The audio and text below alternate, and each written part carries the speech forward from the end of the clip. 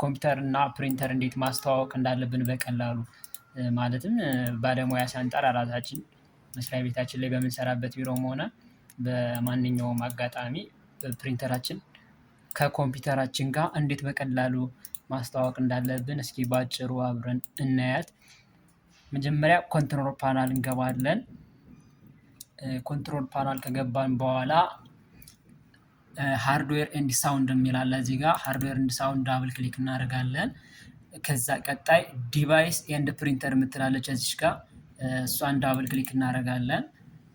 ከዛ እንደዚህ ያመጣልናል። እነዚህ ከዚህ በፊት ከኮምፒውተሬ ጋር የተዋወቁልኝ ዲቫይሶች ናቸው። አሁን እንደ አዲስ ለማስተዋወቅ ነው የፈለኩት ያው ለእናንተ ግልጽ እንዲሆን።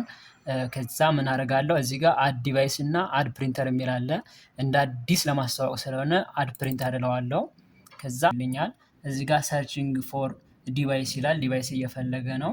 እንደዚህ ፈልጎ ቶሎ እየተንቀራፈፈ ካስቸገረና እዚህ ጋር ይችን ዘ ፕሪንተር ዛት አይ ዋዝንት ሊስትድ ብትላለች እሷን ዳብል ክሊክ እናደርጋለን።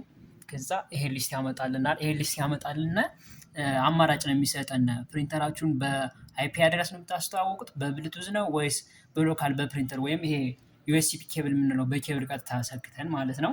እዛኛ በኬብል ነው አሁን የተገናኘልን።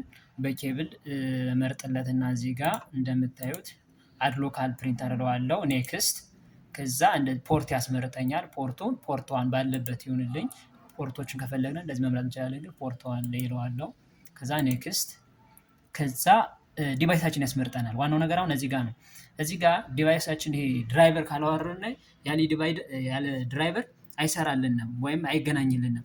የኔ አሁን ዲቫይሴ ፕሪንተሬ ማለት ነው ካኖን ነው። ጀነሪክ ትሉታላችሁ መምረጥ የእናንተን ኤችፒም ከሆነ ኤችፒ ኢፖስም ከሆነ ኢፖስ እዚህ ጋር ትመርጣላችሁ። የኔ ካኖን ነው። ካኖን ከመረጥኩ በኋላ ድራይቨራችን የወረደበት መውረዱን እዚህ ጋር ነው የምናውቅ። አሁን የኔ ካኖን ኤምኤፍ 3010 የምትል ናት። እዚህ ጋር እንደምታዩት ዲቫይሷ እዚህ ጋር ይችናለች።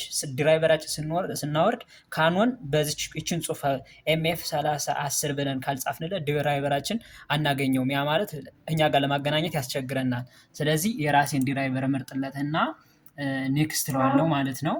ከዛ ሪፕለስ ነው እዚህ ጋር ዩዝ ዘ ድራይቨር አሁን ያለውን ነው ወይስ ወደ ድሮ ወደ ነበረበት ልመልስልህ ይለኛል።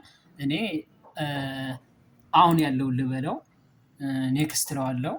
ከዛ ምን ይመጣልኛል? የፕሪንተር ሲም ይመጣልኛል። ካኖን ኤምኤፍ 310 ይለኛል። አዎ እሱ ነው።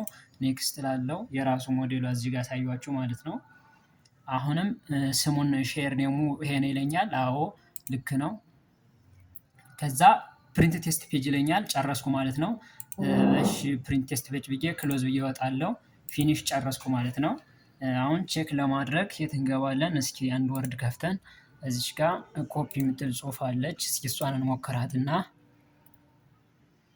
እሺ ፕሪንት